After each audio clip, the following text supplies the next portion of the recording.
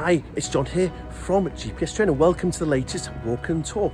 On this Walk and Talk, I'm actually going to walk a section of the Border Abbey Way. Border Abbey Way is a long distance trail in the Scottish borders, and I'm actually going to walk a 25.5 mile section of it from Newtown St Boswells, which is where I am now. Then I'm going to go over to Kelso, and then I'm going to come back to Jedfoot Bridge, which is just north of Jedburgh. And what GPSs I'm going to use to navigate me? I'm actually going to use a Garmin GPSMAP 66s, which is a hugely popular button GPS unit from Garmin. So what do we need to do before we go? I'm going to import the GPX file from the Border Abbey Way. I'm going to edit it into the section that we're going to do, and then I'm going to transfer it onto the GPS device, and then we're all ready to set off today. So here we are in Garmin BaseCamp. I've just created a new folder on the left-hand side called Walk and Talk. I've created a new list within that folder called Border Abbey Way. And now what I need to do is go online and find the GPX file. I could plan this myself on the computer, but it would take me a long time. Why do all the work when somebody else has done this for me? So what I'm going to do is just go onto Google, and I'm just going to type in Border Abbey Way GPX, and I'll bring up the search results for that. And you can see the top result, and you can use any, is the Walking Englishman. Really nice guy, very good website. I've actually interviewed him on our podcast. If you've not listened to our podcast, take a listen to that. So again, it's not loading at the top, but what I'm looking for is GPX route file, and there I am there. Just click on GPX route file, and that will just download it onto the download section on your browser. PC and Mac, it's very, very similar. So I've downloaded the GPX file for that walk. Now I'll just open up Garmin BaseCamp again. Make sure I've clicked on the Border Abbey Way as the list, and I go to File, Import into Border Abbey Way, and I can just look for the GPX file I just downloaded, which is there. Let's import it into Garmin BaseCamp. So I've imported the whole of the Border Abbey Way. If I double click on it, we'll send to a map on that. So here's the Border Abbey Way. It's not very exciting, it's in this horrible grey colour, so let's make it into a nice bold magenta colour, and that stands out. But the problem is this is the whole of the Border Abbey Way, and I'm not walking the whole length. Just by knowing where I'm looking at, this must be where we start, and this must be where we finish. So if I just zoom in quickly, just go down the bottom on the Mac and just zoom in and just make sure I'm right with my geography. I'll just zoom in.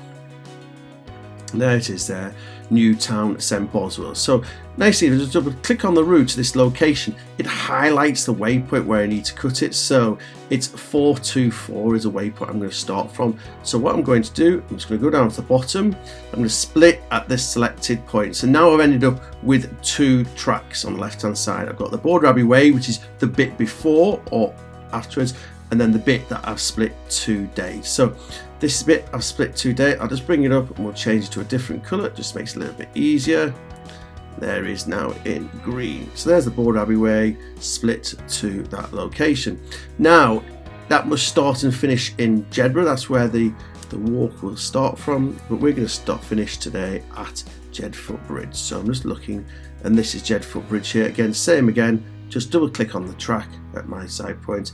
It's waypoint 252. So I'm going to do there, again split my selected track at that point. So on the left hand side I've got 3 tracks. I've got the track we're going to walk, I've got the one which I can just actually delete, I've got the other one which is the bit after which I can delete, and now if I just double click on this, it will center my map on the walk that we are wanting to do. But I'm just going to rename this just for ease. I'm going to call this Recce Border Abbey Way. There, it's all there. Oh, track name will exist.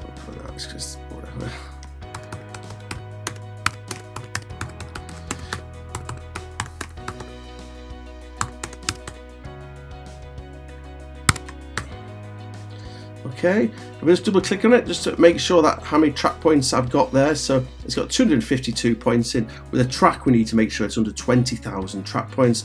And then the final thing we need to do is just send that to our GPS device. So just bring it up, make sure they're setting tracks, routes, waypoints, press send, and transfer is complete. Bit of a top tip here, just click on your GPS at the top. and make sure that it's on there. So there's the recce, Border Abbey Way 01. So we now know it's on our GPS unit. We've edited into the section that we are wanting to walk, which is actually 24.4 miles. What do we need to do at the start of the day's walking? I've already calibrated my compass. So the first thing we do is reset our trip and track data. So on this GPS unit, it's really easy. We just press the enter button. Our track data is saying 000. We just press start on that, and that's all now started to record the track, which is the breadcrumb trail our GPS leaves behind us. Next thing we do is just load the routes, or the track in this case. So just press the find button, come along to track, and then there's my recce, Border Abbey. Press on there, so bring it up, hopefully on the map. You see it's 39.1 kilometers. There it is overlaid on the map. I literally just press the go button, and then when we go back to the compass page, we'll now have a directional arrow in the direction we need to go walking. And what do? As we always do, we just follow that arrow.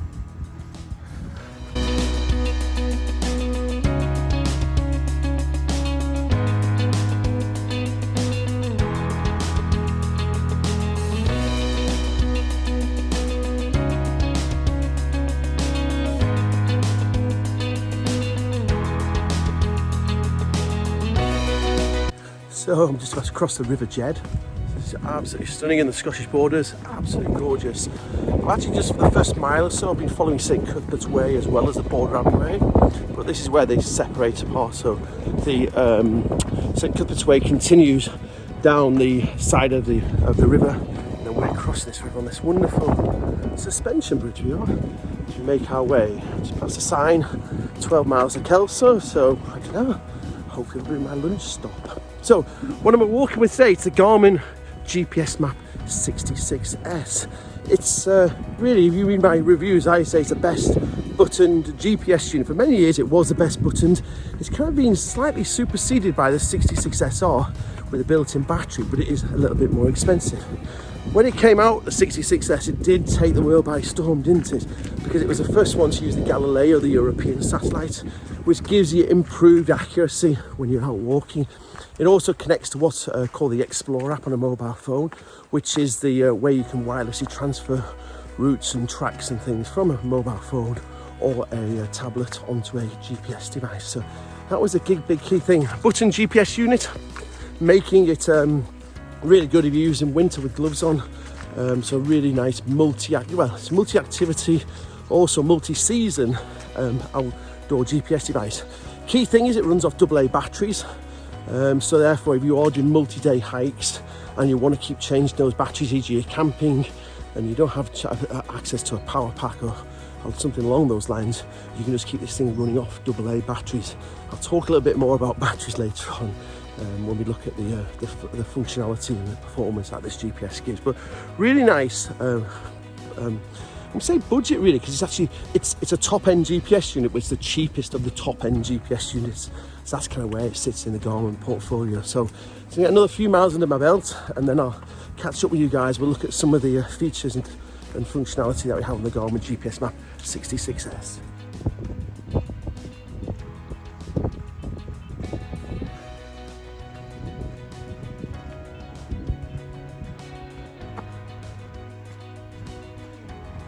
So then let's look at the basic pages and functionality of this Garmin GPS 66s. So we're still following the River Tweed on our right hand side. So key thing there is just look at the screen in this bright sunshine.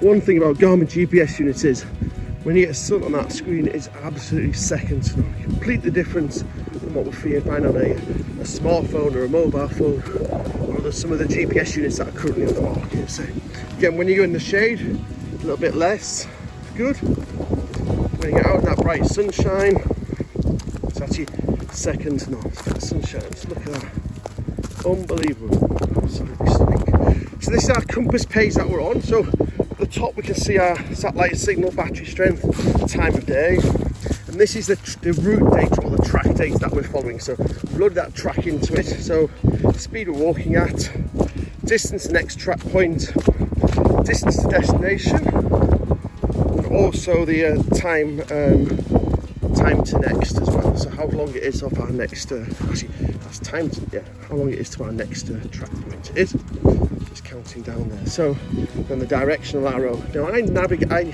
I'm walking, I tend to stick a lot on this page. Very good for conserving battery life because it's not drawing that map all the time. And also we've got this big arrow that I can see without my reading glasses on, and therefore I can navigate on this 3-inch screen that's on this GPS. Now to navigate around this GPS unit, we just press the page button. You see we get this ribbon across the bottom. Whatever page you want to stop on, just stop pressing the button and we end up on that page. Now I've got the compass rose at the top of the map page, and then that overlays my track on it. You can see the Ordnance Survey map, 1 to 50,000 Ordnance Survey map on this unit. We've got the river on our right hand side, and then that's us, that little blue triangle about just about a couple of centimetres up from the bottom of the page. So that's what you'll navigate. Again, if you want to see where you are in relation to the map, and I've also got my compass rose on the top. Other key pages is the trip computer. That tells you how high we're above sea level, how far we've walked, 5.15 miles, distance to next track point, estimated time of destination, speed we're walking at, moving average, time of day, etc, etc. All these are completely interchangeable. I'll maybe have a little look as we walk on and just see where we're going, because things like it's got a moving average on there, but it's not got our overall average, so maybe just add that on. We're going to have a look at that a little bit later on. Altimeter gives the elevation data. So there's our track loaded at the top, and that's where we are within it, so it's fairly flat, this walk that we're doing. And then we've just got that main menu here, which is where we've got all the other details. I'm not going to go into that in too much depth. Now if I just go down the bottom of this, we should get a satellite signal. So it gives us our 10-figure grid references, and we've got an accuracy there of 12 feet, haven't we? So 12 feet accuracy, which is quite good, and our 10-figure grid references. And it shows us the different satellites in the sky, both the GPS and also the Galileo as well. So again, that gives us the accuracy that we're seeing there. Again, to come out of any of these pages, you can just press the quick button to come out of those. Alternatively, when I say press the page button to get through that, to go through there, if you want to go the opposite way, you press the quick button and go the opposite way through that ribbon as well. Quick shortcut, if you want to get to your main menu from any page, just double tap on the menu button and it takes us to that main menu. It does. That's a quick shortcut. So to navigate a page, gets the ribbon that way, quick gets the ribbon that way, and to get to the main menu anytime, just double press on the menu button, takes us to that. So let's get back to the compass page, and then we're all ready, heading on our way. We're just following this very well waymarked, this Border Abbey Way, so there's a gate quickly coming up as we head on. And what do?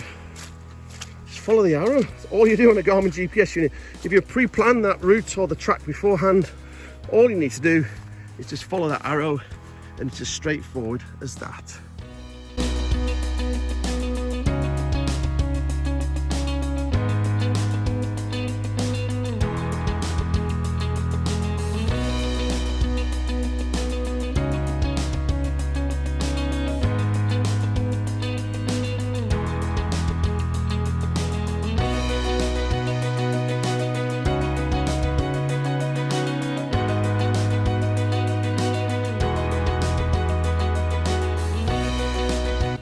So if you want to change any of these data fields on the trip computer, really nice, easy task to do. So just go onto your trip computer page and press the menu button, and you'll see you get the option to change data fields. Just press enter on change data fields, and you'll see now you get this little blue behind any of the boxes. So you come down to the box that you want to change, just press enter, and you get the options of what you can change. So again, there's all the different categories. So speed and distance, activity distance, distance to destination, distance to next, odometer. You're going to come out of that, just press quit. There's all your navigation ones. There's so many to choose from. And then you just go in, select which one you want, and then that's sorted. So that's now changed the bearing. We'll change it back at you to navigation. So distance to destination. All right. And then when you finish, you just press the quit button. You see it now, it loses. So you press the quit button, and then now you can't change any of these icons. That's the way you can change any of that trip computer page on any Garmin GPSMAP series GPS unit, and then you can do your personal preference. So I've got my grid reference down there, overall average, moving average, How long I've been stopped for? Less than a minute. That's not bad, is it, for 5.69 miles? 18.7 miles to go. So again, you can amend that accordingly to your own personal requirements. So it's carrying up this wonderful track. It's climbing up a little bit away from the Tweed now. And again, when we're navigating on that unit, majority of the time we'll be navigating on the compass page, that big arrow at the top, or alternatively on the map page, overlay, so I can see on the map page I'm going to turn right just up here. So you can see that track is the pink line that we're following. So just looking at that, looks like that field boundary going off to our right. You can see that. So we can do that. I know a few of you comment saying, God, you walk quick on your walk and talks. It's because I never need to stop, because I just look at my GPS unit. And I know then I'm going to turn right here. I'm not going to scrap around with my map. Just keep me going. Just follow up here. Again, could be on the compass page if I want. And what will happen any minute now is the compass will swing round to our right, telling me I'm going to turn right.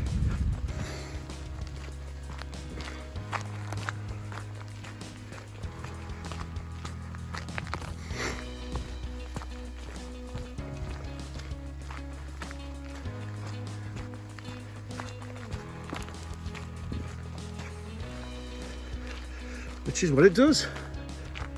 That clarifies with a signpost up there. GPS tell me to turn right. I'm going to carry on up this road. I'm at the headquarters of GPS training. No, I'm really joking. If only GPS training had wonderful gates like this as its entrance. No, this is Floor's Castle at Kelso. So I've actually just passed through Kelso now, which is a lovely border town. And then I think I'm going to drop back down to the river and start following the river. So nice castle entrance there behind, isn't it? So I couldn't resist that. One day when we're all rich, we too can have an entrance to our estate, just like that. I never knew the Border Abbey Way went straight through the middle of Kelso. Here's Kelso Market Square. Lovely cobbled streets of Kelso. It's a bit strange when you're used to walking in the countryside to be walking through a town like this. So hey, well, a bit odd with your rucksack on and your GPS unit, but it's where it's taking us. Just past the remains of Kelso Abbey. So Kelso Abbey is just behind us here. So yeah, the Border Abbey Way links to these abbeys together. So it's actually quite nice just to come in out of the countryside a little bit, just walk through a little bit of the town and look at these fine abbeys and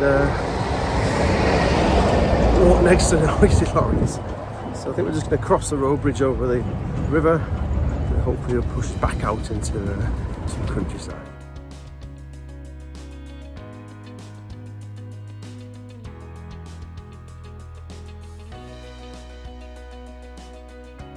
So I'm next to a wonderful river, Teviot or Teviot, I don't really know how to pronounce it, to be honest, so let me know, put it in the comment box below. One thing that comes up all the time with the Garmin GPSMAP 66s is AA batteries. Should we be running a GPS unit off AA batteries? What are the pros, what are the cons? You know, we do get a lot of phone calls from people saying, hey, I'm not getting great performance out of my AA batteries. Now, I've been going, what am I up to, 16 miles, 5 hours. I'm still 100% battery life, and you can see on the top of the screen, 100% battery life. It's not yet gone down. That's because I've put some good quality batteries in the GPS unit. Other things you need to consider is make sure you change the settings of the GPS unit to your battery type. That's quite an easy way of doing, because if you put in brand new fully charged batteries that are using rechargeable batteries, or actually alternatively your throwaway batteries, if you then see you put them in and you see your battery levels at 3/4, you know it's got the wrong setting in there for the type of battery. So go into your setup and change it to whatever type of battery that you've got. This is because slightly different batteries have slightly different voltages, and Garmin needs to know that to perform to its best ability. So because you are going to be potentially using a set of batteries every day, every 8 to 10 hours, if you can, for the environment, do get some good quality rechargeable batteries. 4 batteries, 2-hour charges, something like an Eneloop, really top quality battery. Now, Eneloop top end, not the bottom end. Look at the quality of the battery, the rating of that battery. You will get the highest numbers as possible, and then you'll find that you'll get good quality battery life out of that GPS unit. Now, if you are doing a long distance trail or something, you might want to run your GPS off disposable batteries, and again get some good quality lithium throwaway batteries if you want to power your GPS off throwaway batteries. Again, you don't want to be really doing that long term, but if you're doing a walking holiday or consecutively walking for 5 or 10 days and you don't want to carry a solar power or something, that's an option to look at if you are camping and you don't come across mains power.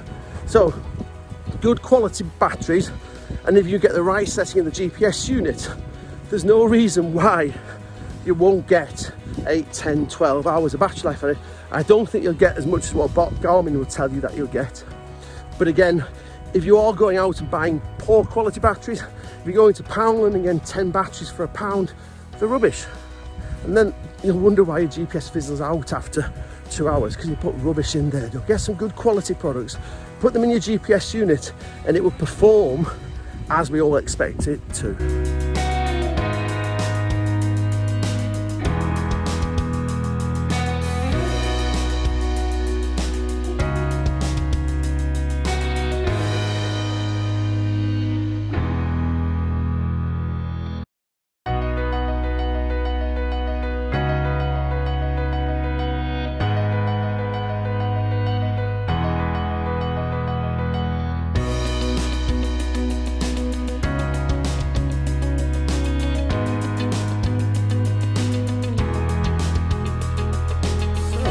I don't know if any of you walk the Border Abbey Way. If you have, please leave a comment in the comment box and tell me what you thought of it.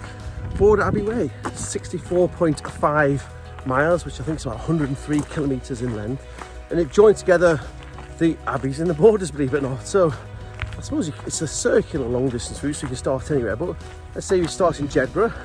It's Jedburgh to Hoyk, Hoyk to Selkirk, Selkirk to Melrose, and Melrose to, so I'm just looking at the size of what past, Melrose to Kelso, then Kelso back to Jedburgh. And those are your legs. So they're quite nice, manageable legs. Let's go under the viaduct there. How stunning is that? What distracted me was looking at the size of the window of the viaduct. So yeah, it's a really nice walk. I think it's quite flat. So, and again, for those sections that I've just said, 1, 2, 3, 4, 5, you've got 5 sections. So I suppose you can manage them into, you know, sections of what, 11, 12, 13 miles a day. It's quite a nice, manageable section.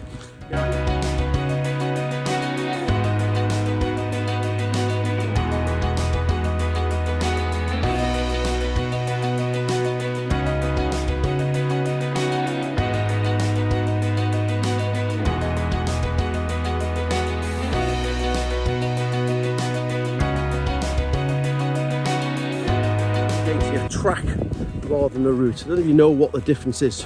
Traditionally, a track is what we record behind us. So at the start of the walk, we reset our trip date, which is our trip computer, and our track, which is the breadcrumb trail our GPS leaves behind us.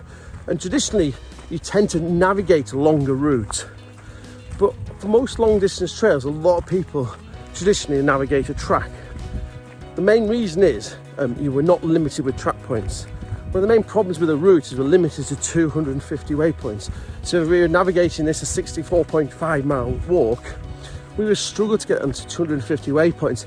Yes, you could plan each day, day by day, and that maybe is one of the solutions. But if you're downloading what we call GPX files from the internet, they don't know where you're going to be staying at night, they don't know how long you'll be walking a day. So a lot of long distance trails will be tracked when we download them. We can then edit them accordingly. So what's the difference in the navigation experiences? The navigation experiences that you've seen today is my GPS has been totally silent. It's not been saying anything or not beeping at me. It doesn't say anything to me anyway, but it's not been beeping at me. When we're navigating a route, as we hit a waypoint, we should get an audible beep on our GPS to draw our attention to it, etc, etc. With a track, because traditionally a track is a record of where we've been, but actually it's not in this case, we don't get an audible beep every time there's a track point, because otherwise, if we were navigating a track that somebody else has walked, there would be therefore your GPS would be beeping every 3, 5, 10 seconds and just drive you utterly mad. So we get a silent navigation when we're navigating a track. So again, that's the main difference. So it's a personal preference. Some people use weight routes all the time. Some people swear by tracks. It's personal preference. But the key thing is though, if you are planning on the computer yourself or you're downloading from the internet, is a route, you're limited to 250 waypoints, and a track, you can have up to 20,000 track points in the track. So that's the main difference between that. So again, a route 250 waypoints, a track 20,000 track points. Now when you're navigating a track, we get a silent navigation. When we're navigating a route, we should get an audible beep every time we come over a waypoint. So that's your main difference between a route and a track. It's personal preference which one you would like to do. But again, when you're downloading GPX files from the internet, you need to know whether it's a route or a track. Mainly when you load into your when you load at the start on this GPS unit, press find, you need to know whether you're going to select a route or a track. One of the most common mistakes is people download something from the internet, put it on the GPS device, don't know what it is. You get to start the walk and you'll find, select route, and they've actually downloaded a track and they say, oh, it's not on there. But actually, if it's a track, it's going to be in the track list. If it's going to be if it's a route, it's going to be in the list under routes on your GPS device. So just be a word of caution there. So that's what the difference is between a route and a track.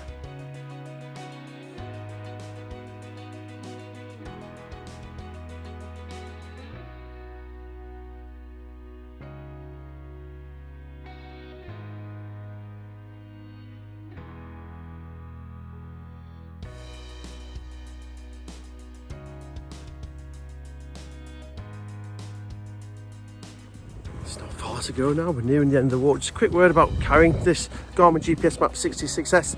No, you see I carry everything on the backpack tether, really nice accessory, $17.99 I think. So again, what happens is on a cord, it sticks onto my rucksack strap with Velcro there. So again, if it accidentally falls off, that's all right, it's just going to hang down there and just stick it on there. So it's nice.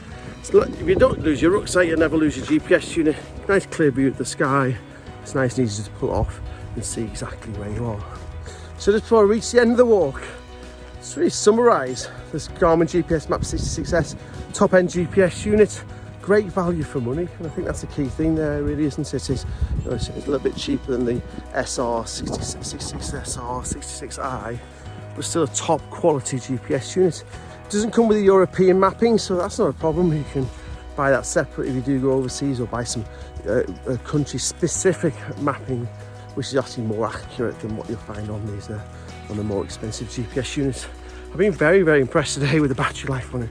Still full batteries after 25 miles, which is what we've been doing today. So really pleased with the way that's been performing. Again, some good quality batteries have performed very, very well. Really nice GPS unit. Don't know what else to say about it, really. You know, utilise the Galileo. You can use the Explore app with it.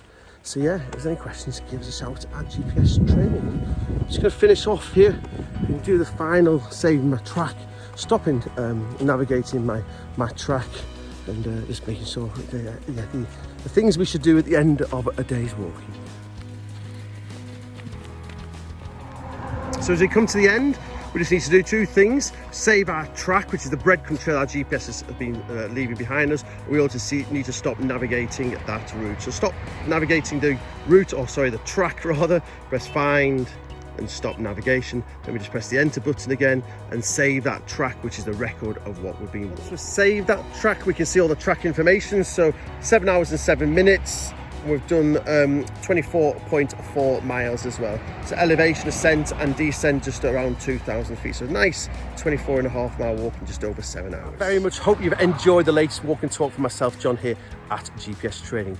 If there's anything you would like me to cover in future episodes of Walk and Talk, please leave it in the comment box below. And if you have any questions about this Walk and Talk, also please leave them in the comment box below.